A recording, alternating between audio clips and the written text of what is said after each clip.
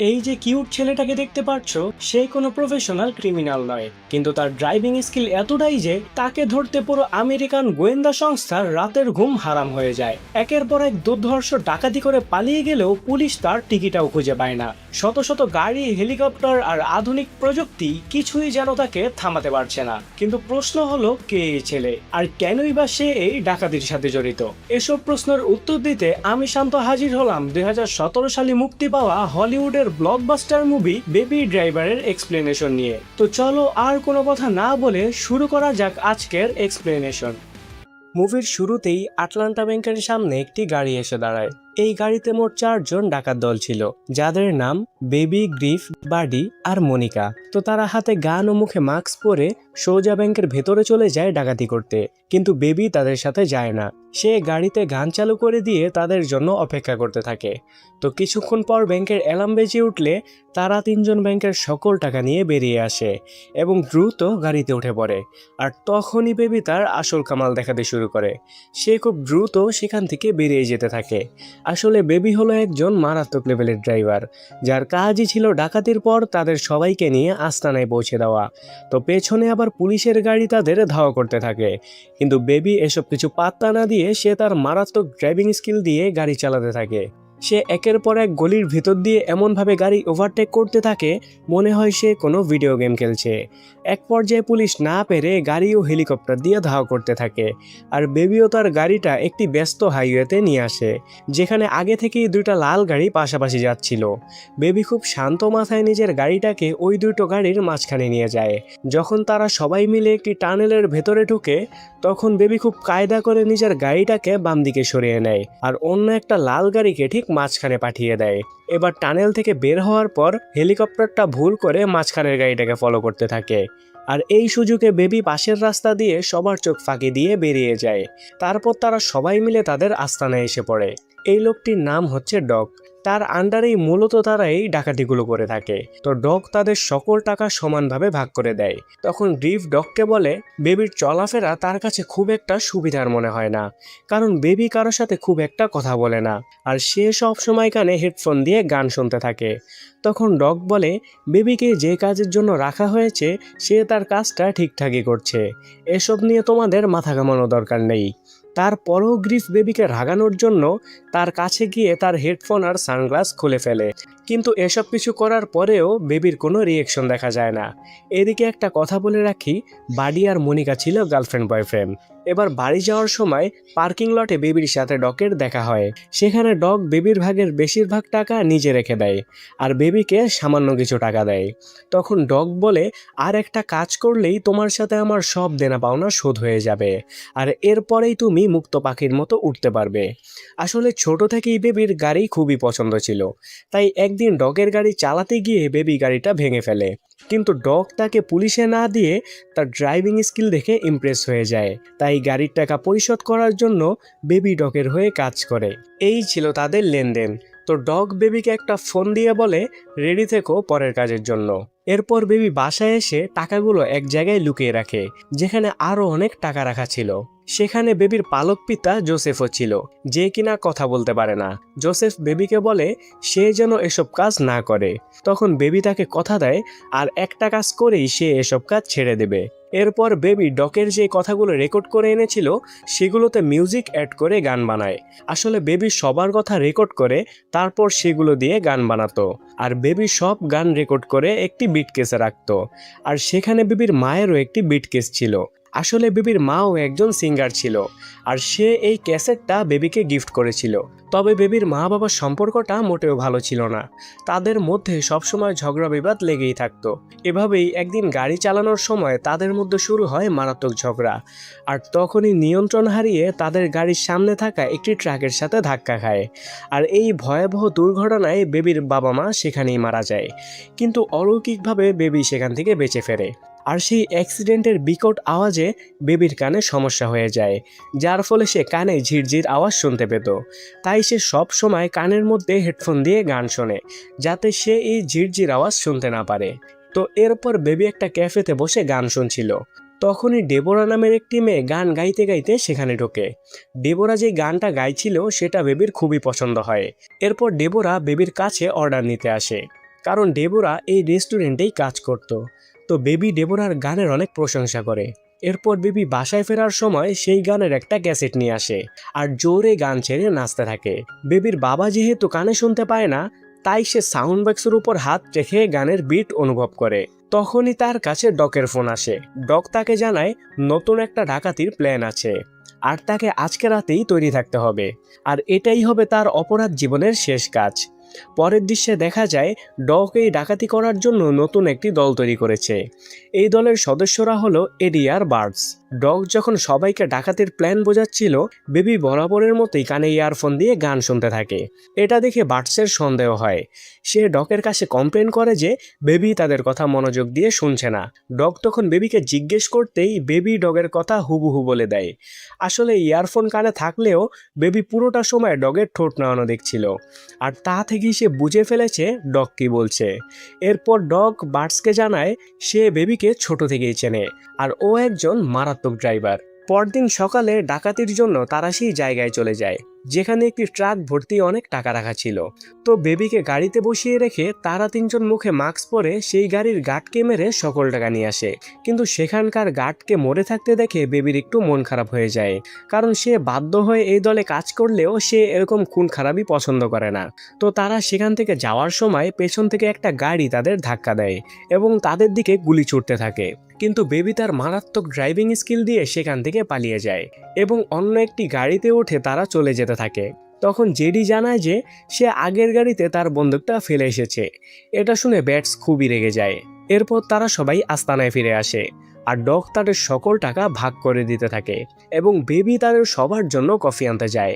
Coffee নিয়ে ফিরে baby দেখে যে জেডি সেখানে নেই। আসলে ডাকাতির সময় ভুল করায় জেডিকে তারা মেরে ফেলেছে।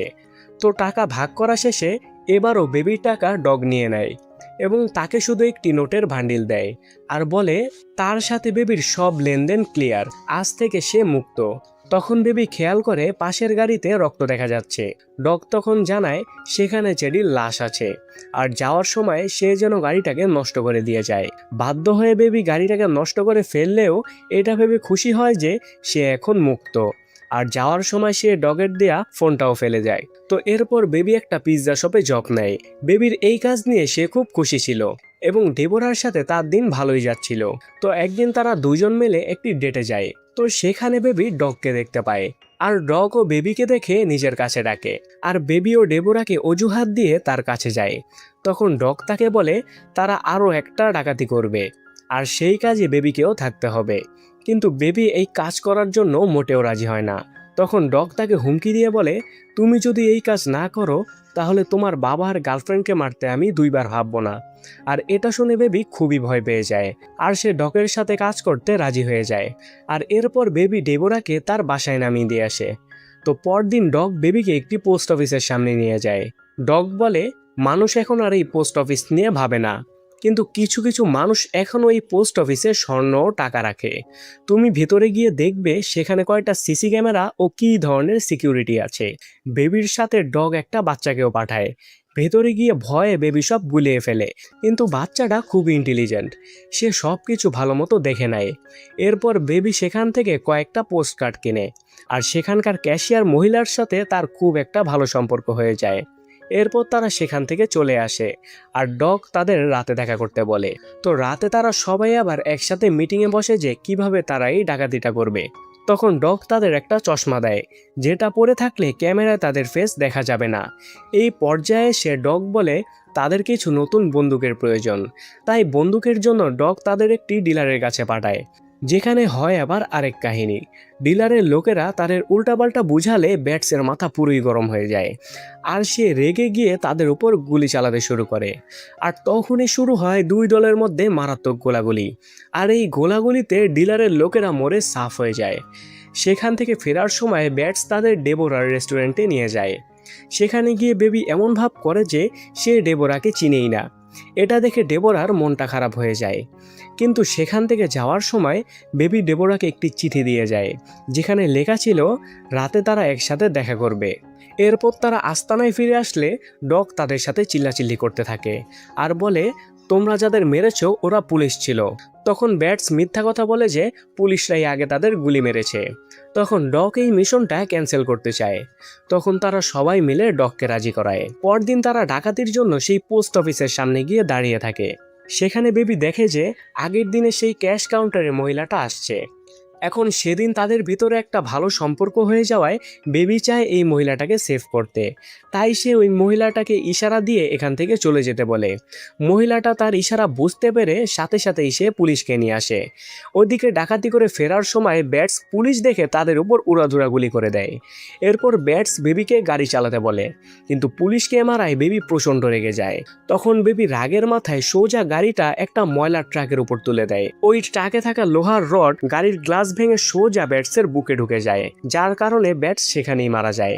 এমন অবস্থা দেখে বেবি সেখান থেকে পালাতে থাকে। পুলিশ তখন তাকে তাড়া করলে সে একটা গাড়ি নিয়ে পালাতে থাকে। তবে পালানোর সময় সে আবারও বাডি আর মনিকার গাড়ির সাথে ধাক্কা খায়। তখন পুলিশ সেখানে চলে আসলে মনিকা পুলিশের দিকে এলোপাতাড়ি গুলি করতে থাকে। তবে এক পর্যায়ে পুলিশের গুলিতে মনিকা সেখানেই মারা যায়। এই দৃশ্য দেখে বাডি পুরো পাগল হয়ে যায়। সে মনিকার মৃত্যুর জন্য বেবিকে দায়ী করতে থাকে। ফলে বেবি কোনো মতে সেখান থেকে পালিয়ে বাসায় চলে যায়। বেবি বাসায় পৌঁছে দেখতে পারে তার পুরো ঘর এলোমেলো হয়ে আছে। এছাড়াও তার বাবা জোসেফ অজ্ঞান হয়ে এক কোণায় পড়ে আছে। এসব দেখে বেবি বুঝতে পারে ডকের লোকজন এসে এসব কাণ্ড ঘটিয়েছে, যার ফলে সে তার জমানো সকল টাকা জোসেফের কাছে দিয়ে তাকে একটা নিরাপদ জায়গায় নিয়ে যায় এবং আইপ্যাডে জোসেফের জন্য কিছু কথা রেকর্ড করে যায়। যেহেতু জোসেফ কথা বলতে পারে না, তাই এই রেকর্ড শুনে কেউ তাকে সাহায্য করতে পারবে। এরপর বেবি সরাসরি চলে যায় ডেবোরার রেস্টুরেন্টে। বেবি সেখানে গিয়ে দেখে বাড়ি আগে থেকেই বন্দুক হাতে নিয়ে সেখানে বসে আছে। বাড়ি যখন বেবিকে মারতেই যাবে, ঠিক তখনই এক পুলিশ সেখানে এসে পড়ে। এই সুযোগে বেবি বাড়িকে গুলি করে ডেবোরাকে নিয়ে সেখান থেকে চলে যায়। এবার সেখান থেকে পালিয়ে তারা ডগের কাছে গিয়ে সাহায্য চায়।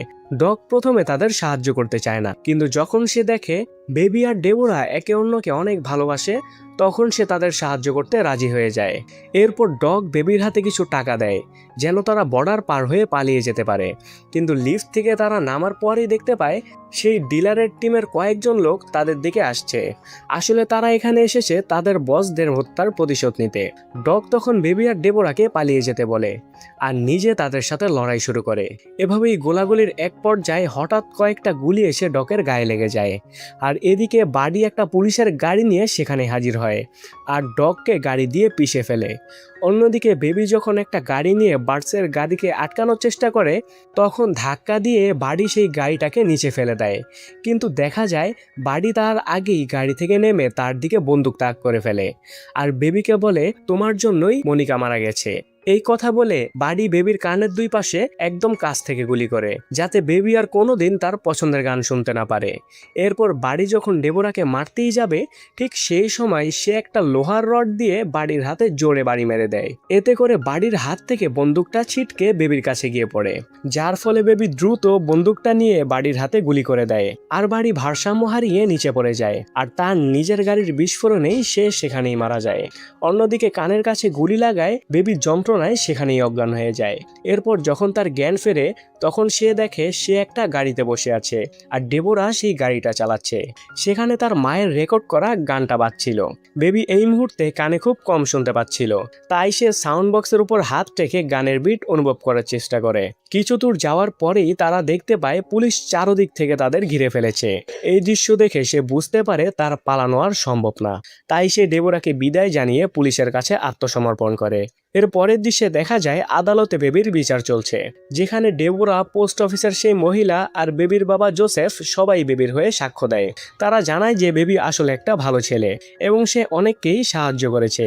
এই সব কিছু শুনে আদালত তাকে 5 বছরের জেল দেয় আর জেলে থাকা অবস্থায় বেবির কানেরও একটা চিকিৎসা করা হয়। এভাবেই 5 বছর শেষে বেবির সাজা শেষ হয়। বেবি যখন জেল থেকে বেরিয়ে আসে, তখন সে দেখতে পায় ডেবোরা একটা সুন্দর গাড়ি নিয়ে তার জন্য অপেক্ষা করছে। আর এখানেই শেষ হয় বেবি ড্রাইভার মুভিটা। তো দেখা হবে পরের কোনো ভিডিওতে। আল্লাহ হাফেজ।